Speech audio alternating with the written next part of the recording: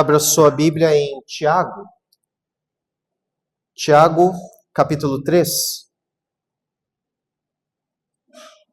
Nós daremos continuidade nas exposições na carta de Tiago. Hoje chegando ao capítulo 3, nossa série é Vivendo pela Fé. E aqui, meus irmãos, eu tenho falado constantemente aos irmãos que Tiago não é apenas uma carta que mostra a nós coisas que devemos e coisas que não devemos fazer. Mas Tiago tem a proposta aqui de nos mostrar como um justo vive pela fé. É isso que a carta de Tiago nos mostra, desde o início até o final. E hoje, chegando ao capítulo 3, nossa meditação nessa noite está nos versículos de 1 a 12. Tiago 3, de 1 a 12. Eu peço a você que acompanhe a leitura da palavra do Senhor com atenção, com temor e com fé. Tiago, capítulo 3, versículos de 1 a 12, a palavra do Senhor diz assim: Meus irmãos, não vos torneis muitos de vós mestres, sabendo que havemos de receber maior juízo. Porque todos tropeçamos em muitas coisas. Se alguém não tropeça no falar, é perfeito varão, capaz de refrear também todo o corpo. Ora, se pomos freio na boca dos cavalos, para nos obedecerem, também lhes dirigimos o corpo inteiro. Observai igualmente os navios, que sendo tão grandes e abatidos de rijos ventos, por um pequeníssimo leme, são dirigidos para onde queira o impulso do timoneiro. Assim também, a língua, pequeno órgão, se gaba de grandes coisas. Vede como uma fagulha põe em brasa tão grande selva. Ora, a língua é fogo, é mundo de iniquidade. A língua está situada entre os membros de nosso corpo e contamina o corpo inteiro. E não só põe em chamas toda a carreira da existência humana, como também é posta ela mesma em chamas pelo inferno. Pois toda espécie de feras, de aves, de répteis e de seres marinhos se doma e tem sido domada pelo gênero humano. A língua, porém, nenhum dos homens é capaz de domar. É mal incontido, carregado de veneno mortífero. Com ela bendizemos ao Senhor e Pai também com ela amaldiçoamos os homens feitos à semelhança de Deus. De uma só boca procede bênção e maldição. Meus irmãos, não é conveniente que estas coisas sejam assim. Acaso pode a fonte jorrar do mesmo lugar o que é doce e o que é amargoso? Acaso, meus irmãos, pode a figueira produzir azeitonas ou a videira figos? Tampouco fonte de água salgada pode dar água doce. Até aqui a leitura da palavra do Senhor. Vamos orar mais uma vez? Santo Deus, nós agradecemos a Ti, Pai Santo,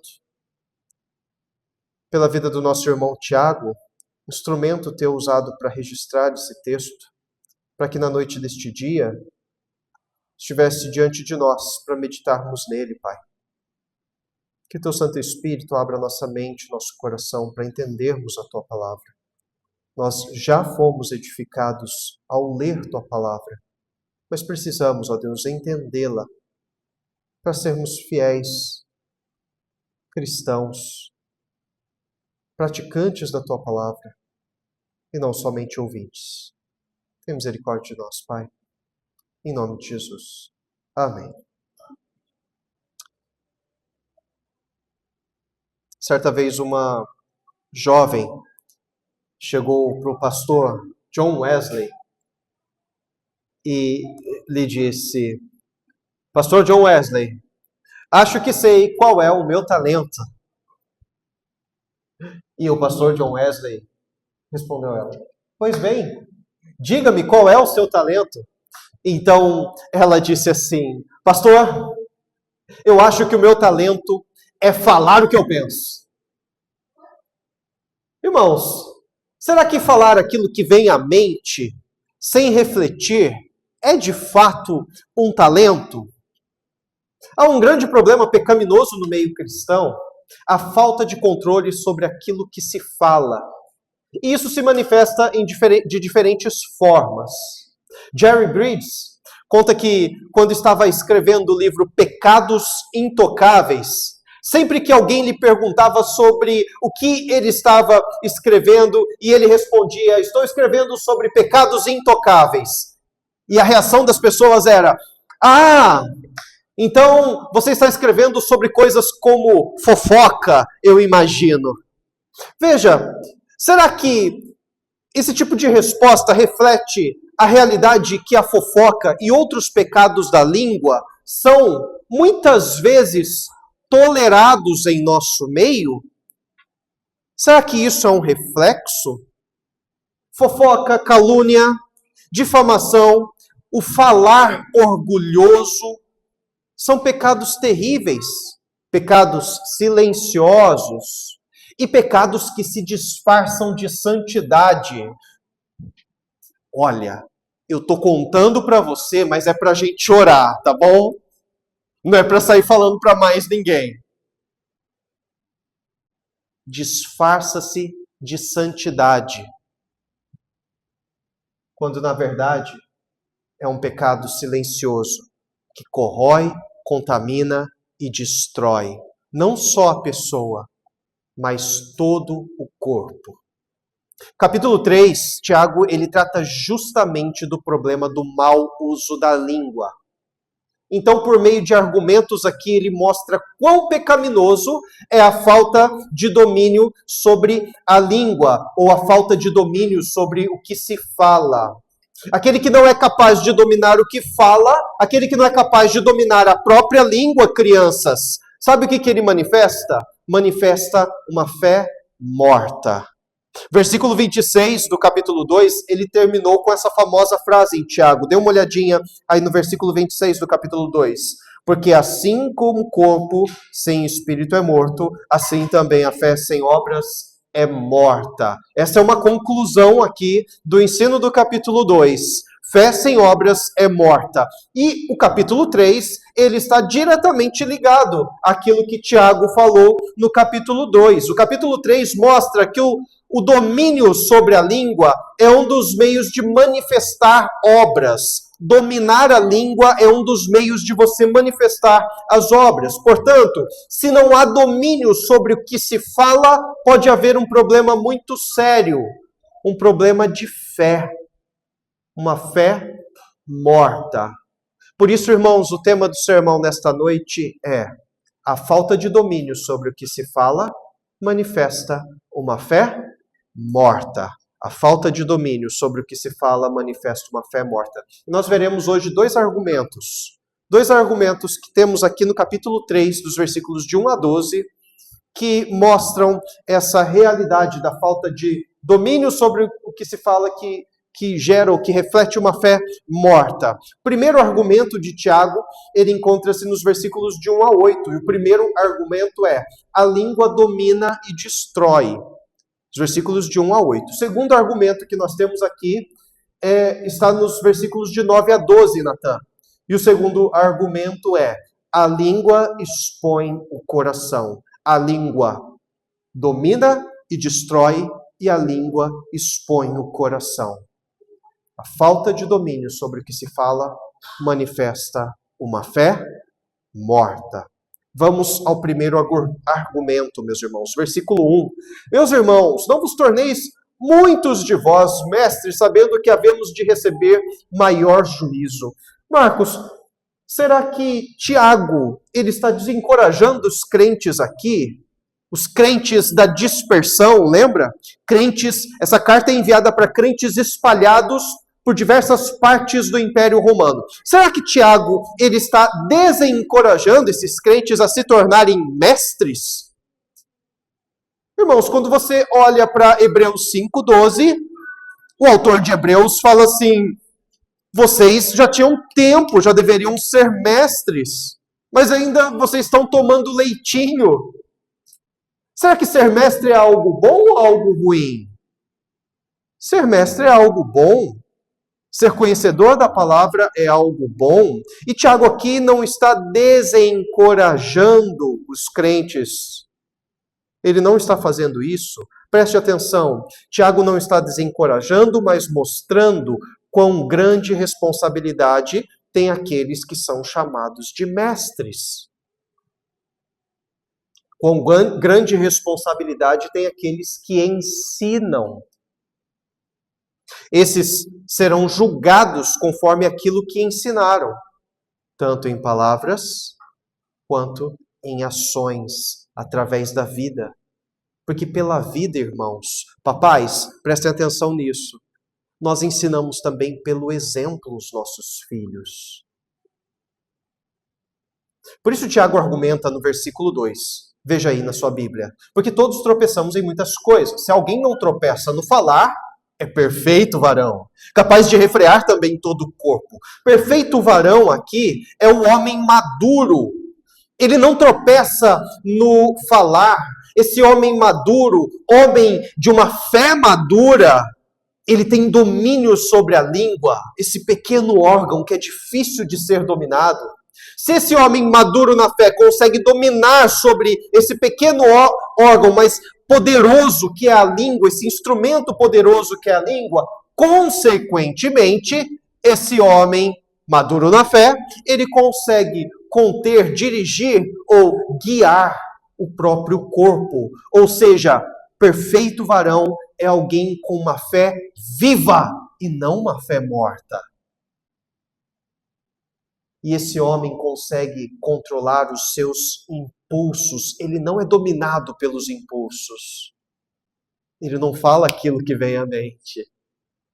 Ele pensa. Provérbios 10:19 diz: no muito falar não falta transgressão, mas o que modera os lábios é prudente. Homem moderado, Tiago 1:19. Tiago já tratou disso aqui.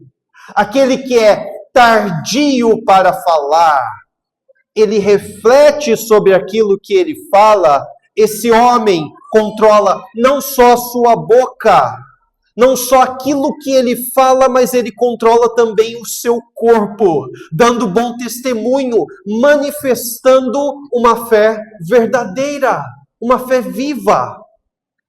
Mas a falta de domínio sobre o que se fala manifesta uma fé morta. Falta de domínio sobre aquilo que se fala manifesta uma fé morta. Quando nosso Senhor Jesus Cristo, ele foi levado a Pilatos, e esse dizia que não via motivos para condenar Jesus, Sr. Hamilton, a multidão, ela grita a plenos pulmões: soltem Barrabás! Lembra de ter lido isso? Barrabás era um assassino. E o que eu faço com Jesus? Crucifica-o! Marcos, o evangelista, ele nos conta que a multidão gritava porque ela foi instigada pelos principais sacerdotes. Olha só que coisa curiosa. Aqueles que deveriam usar a sua língua para trazer bênção ao povo, usam da língua para trazer maldição. E veja como aquilo que se fala domina uma grande massa. Isso serve a nós de exemplo. Um pequeno órgão pode dominar uma grande massa e levá-la à destruição. Veja que grande poder de controle a língua possui, meus irmãos. E Tiago está advertindo justamente sobre isso. Então agora, a partir do versículo 3, vem uma seção aqui de exemplos e ilustrações a respeito do uso da língua. Primeiro dos versículos 3 a 5, a primeira parte do versículo 5, Tiago mostra que a língua ela tem um grande poder de controle. Ora, veja aí no versículo 3, se pomos freio na boca dos cavalos para nos obedecerem, também lhes dirigimos o corpo inteiro. Observar igualmente os navios, que sendo tão grandes e abatidos de rijos ventos, por um pequeníssimo leme, são dirigidos para onde queira o impulso do timoneiro. Assim também a língua, pequeno órgão, se gaba de grandes coisas. O objetivo aqui é mostrar que por meio de algo pequeno se domina o todo. Pela boca, os fortes cavalos, eles são dominados, são dirigidos. E vejam, os navios São necessários ventos fortes para que eles sejam levados para os impulsionar. Mas o pequeno leme é quem os guia. Assim é a língua. Por meio do que se fala, grandes massas são guiadas. E basta olharmos à nossa volta. Quer ver um exemplo disso? Política. Já reparou nisso? Estamos entrando em período de eleições. E muitos candidatos vão e lançam seus argumentos, que muitas vezes, meus irmãos, tristemente são falácias. Crianças, vocês sabem o que é falácia? Falácia é um argumento que ele simula uma verdade, mas que na verdade é algo falso. Isso é uma falácia. Essas pessoas, e muitas pessoas, são dirigidas por esses argumentos que são falácia. Acreditam nisso. Colocam sua fé nisso.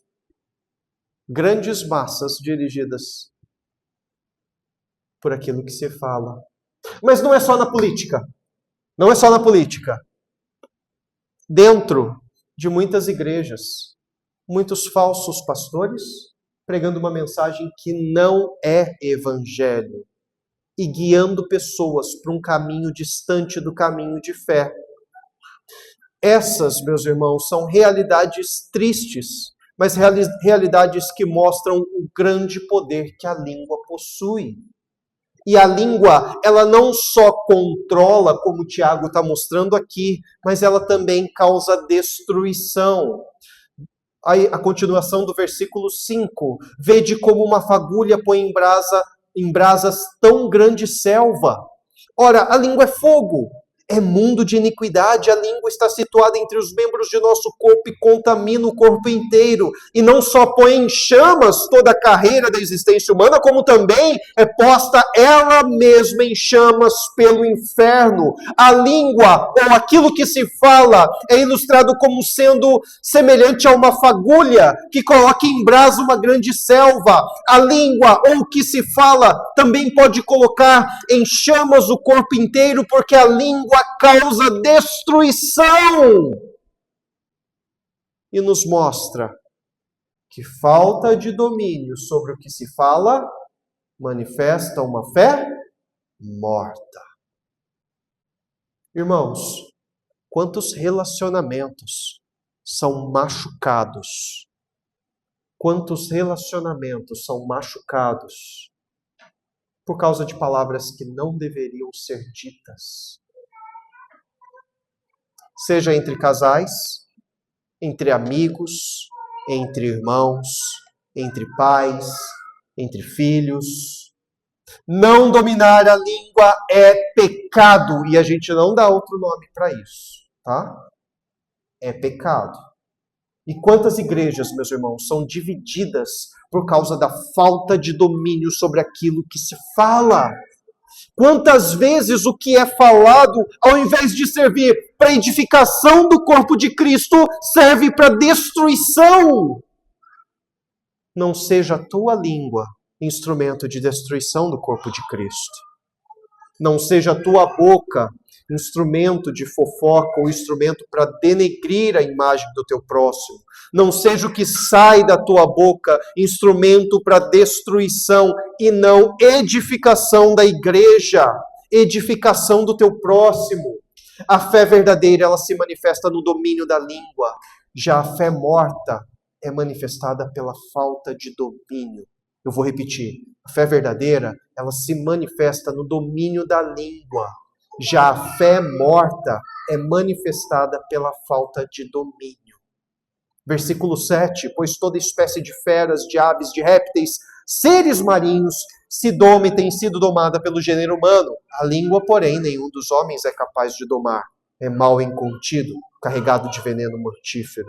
Você já tentou domar um cachorro? Sei que o Edinaldo já fez esse tipo de atividade. Você já tentou domar um cachorro? Não é uma tarefa fácil, irmãos. Quem já tentou sabe que, em muitos casos, você vai precisar talvez recorrer ali ao YouTube para ver algumas técnicas, né? Para poder domar um animalzinho ali.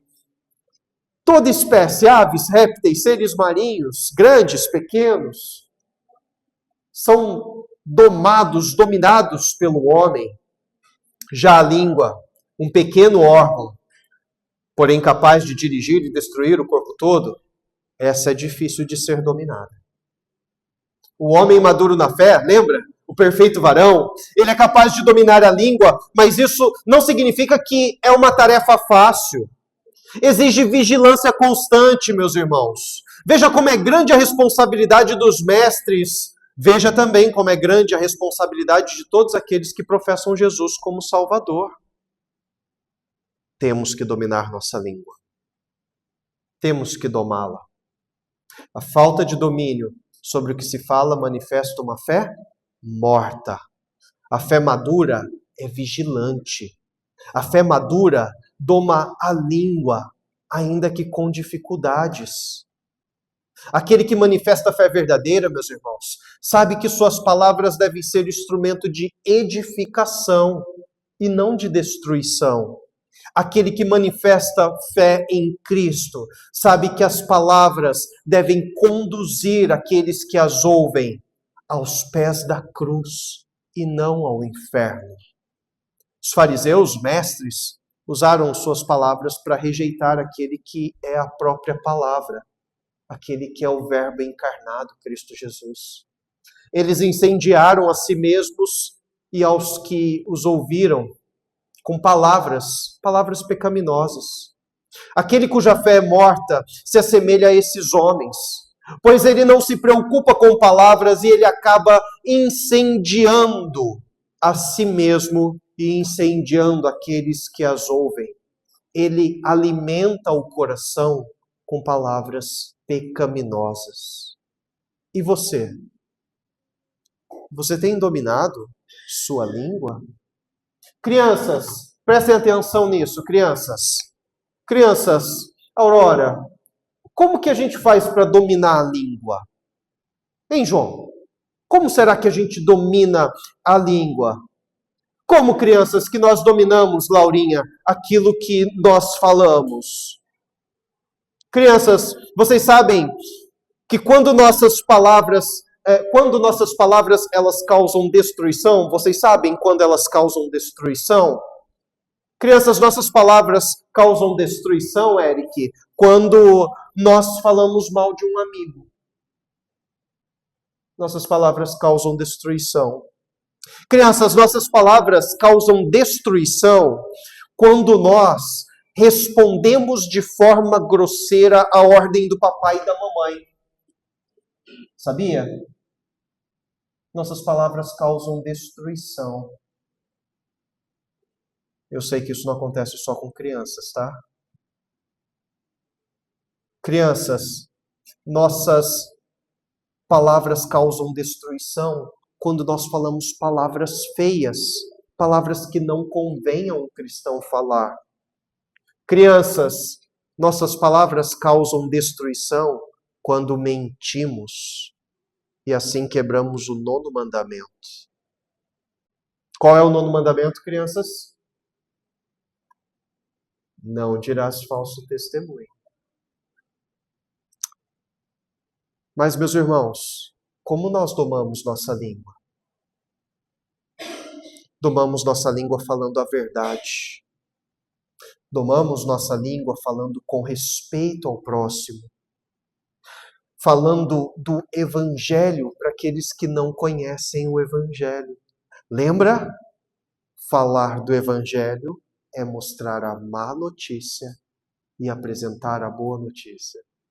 Porque evangelização não é Jesus te ama. Isso não é evangelização. Evangelização é mostrar o problema da humanidade. Qual é o problema da humanidade? Qual é o problema da humanidade? Pecado. E qual é a solução? O governo? Pastor, esse ano vai. A gente vai conseguir. Vamos colocar o nosso candidato lá. Qual é o problema? Qual é a solução para a humanidade? Cristo Jesus. Domamos nossa língua quando nós não só falamos de Cristo para aqueles que não conhecem, como também, irmãos, falamos de Cristo com aqueles que o conhecem. Deixa eu explicar isso para vocês. Você tem conversado sobre a palavra de Deus? Já reparou que nós, na nossa comunhão, às vezes a gente conversa sobre tanta coisa? Pô, Corinthians perdeu, não acredito. Conversamos sobre política, conversamos sobre o tempo, conversamos sobre tantos assuntos, meus irmãos. Em casa com a esposa, nós falamos sobre os problemas que precisam ser resolvidos, sobre os planos que vamos fazer. Conversamos com os nossos amigos sobre a economia do país. Conversamos com os nossos filhos, com os nossos irmãos sobre tantas e tantas coisas, mas conversamos muito pouco sobre aquilo que é central em nossa vida, sobre o Evangelho. Isso quase não é assunto, muitas vezes, entre nós. Quando falta domínio sobre o que se fala, manifesta-se uma fé morta. Não seja você a manifestar uma fé morta. Domine-se e seja vigilante, pois a língua tem poder de dominar e destruir. Preste atenção nisso. Mas em Cristo podemos dominá-la e usá-la para edificar. Em Cristo podemos dominá-la e usá-la para unir. Podemos usá-la em Cristo para honrar e glorificar ao nosso Deus. A falta de domínio sobre o que se fala manifesta uma fé morta. Se você não controla a sua língua, então você tem manifestado uma fé morta. E se você não controla a sua língua está exercendo controle sobre você. E tome cuidado, porque a língua destrói. Segundo argumento que Tiago usa aqui, a língua, ela expõe o coração. A partir do versículo 9, acompanhe comigo a leitura. Com ela bendizemos ao Senhor e Pai. Também com ela amaldiçoamos os homens feitos à semelhança de Deus. Preste atenção nisso, meus irmãos. A língua, ela pode ser instrumento de bênção, um instrumento de louvor a Deus, mas também pode ser um instrumento de maldição.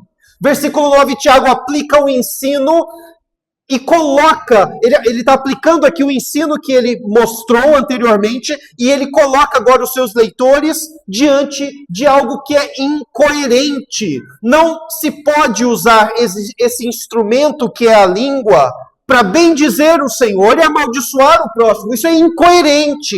Fazer isso reflete um louvor que é só da boca para fora. Lembra domingo passado? Aquele que diz assim, vá em paz, se aqueça, farte-se, para aquele que não tem com o que se aquecer e não tem com o que se fartar. Isso é algo incoerente. E agora Tiago está usando desse mesmo recurso, mostrar algo incoerente para os seus leitores, para a igreja. O homem, ele foi criado à imagem e semelhança de Deus. E quando você amaldiçoa o homem que foi criado à imagem e semelhança de Deus, você está desonrando a Deus. Quem foi criado à imagem e semelhança de Deus? Só os cristãos? Não. Isso se aplica a todos os homens. Todos os homens. Se você amaldiçoa o irmão que foi criado à imagem e semelhança do Senhor, você não demonstra amor. E em última análise, sabe o que você está fazendo? Pecando. Você está pecando contra Deus e está pecando contra o próximo. Versículo 10, de uma só boca procede bênção e maldição. Meus irmãos, não é conveniente que estas coisas sejam assim. Ou seja, elas não podem ser assim. É necessário que sejam diferentes, porque isso é incoerente. Acaso pode a fonte jorrar do mesmo lugar o que é doce e o que é amargo ou amargoso? Acaso, meus irmãos, pode a figueira produzir azeitonas ou a videira figos? tampouco a fonte de água salgada pode dar água doce. Nesses argumentos finais, meus irmãos, Tiago mostra que a língua revela o que está no coração. Crianças, prestem atenção nisso. Prestem atenção nisso, crianças. Aurora, aquilo que a gente fala manifesta o que está no nosso coração.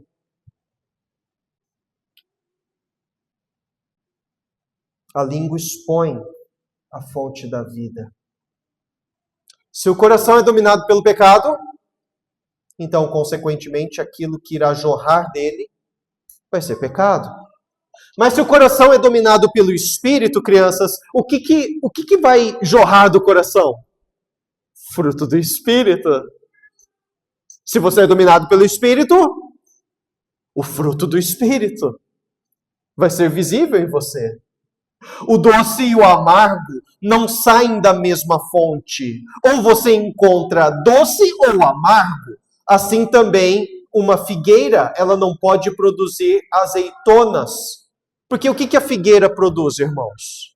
Figo.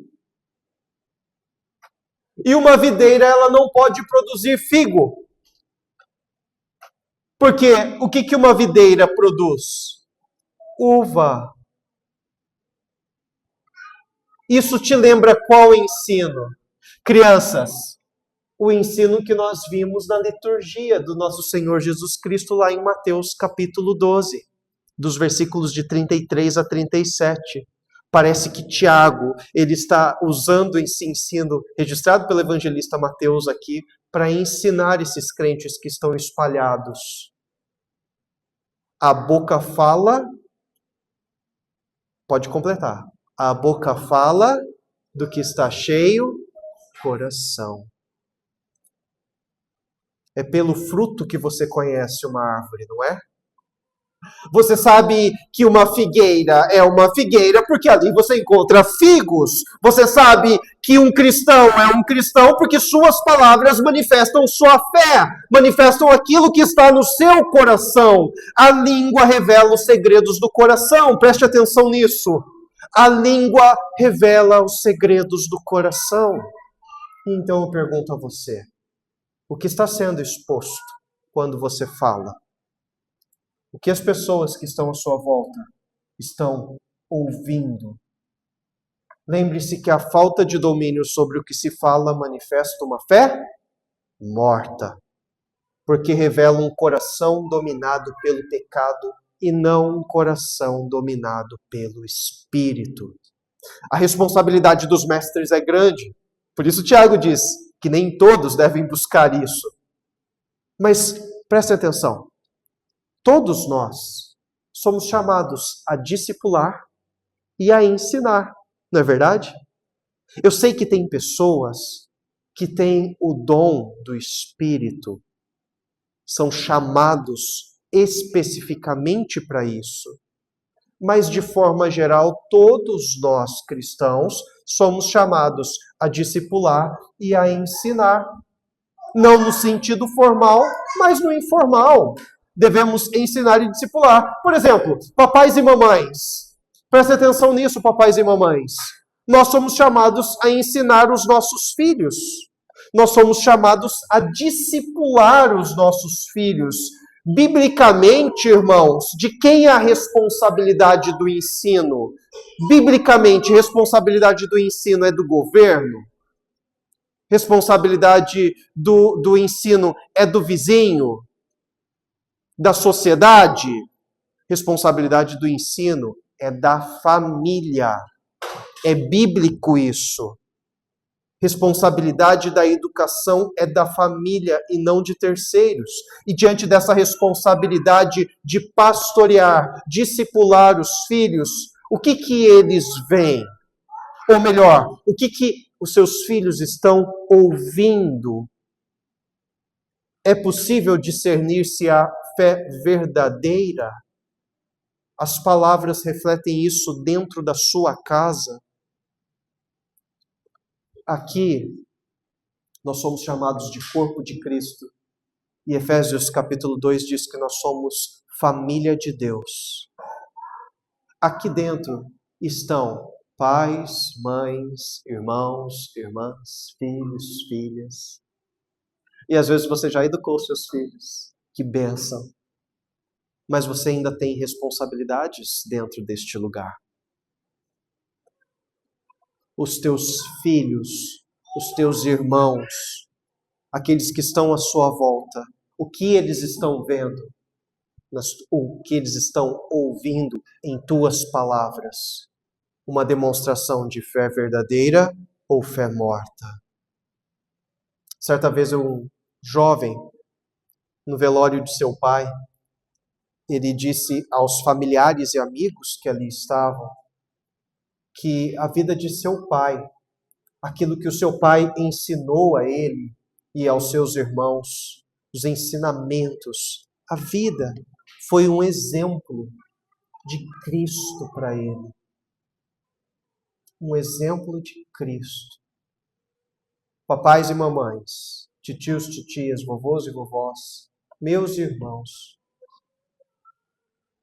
será que nossa vida tem sido um exemplo de Cristo? Será que é isso que as pessoas dirão em nosso velório? Nos teus relacionamentos, e eu estou falando dos teus relacionamentos aqui dentro, não só nos externos, mas aqui dentro. A língua expõe o coração. Veja, nós acabamos de cantar juntos. Nós exaltamos o nome de Deus juntos. Como um corpo, Ele é exaltado. Nós cantamos aqui. Nós cantamos aqui sobre as obras de Deus. Nós demonstramos a nossa gratidão aqui hoje pela salvação em Cristo Jesus. Nós oramos com o salmo, enquanto eu calei os meus pecados. Nós fizemos isso juntos, meus irmãos. Culto, ele é público. Ele reflete essa unidade do corpo. Não é só o pastor que cultua.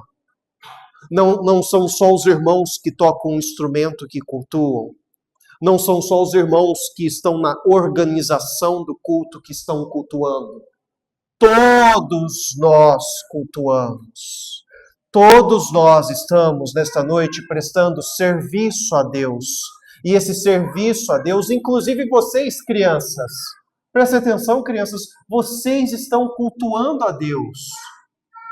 Theo, nós estamos juntos cultuando a Deus. E o nosso serviço, nosso culto a Deus, ele é sempre em resposta. Nós fizemos a leitura do Salmo, bendirei ao Senhor. E nós respondemos a esse Salmo, bendizendo o nome do Senhor. Nós fizemos a leitura do Salmo, do texto bíblico de Mateus, falando, nos confrontando sobre os pecados da língua. E o que nós fizemos? Nós oramos em resposta, confessando os nossos pecados e pedindo perdão a Deus, porque não usamos nossa língua como deveríamos. Nós ouvimos a mensagem, e como nós respondemos a mensagem? Dominando sobre nossa língua. Culto, ele tem esse aspecto comunitário. É assim que deve ser. É o nós e não o eu. Só que daqui a pouco o culto comunitário, ele vai terminar. E quando nós sairmos daqui? E eu não estou falando só de quando você for para sua casa, não. Eu estou falando que daqui a pouco nós vamos aqui para esse salão ao lado, desfrutar do momento de comunhão, bênçãos de pertencer ao corpo de Cristo Jesus.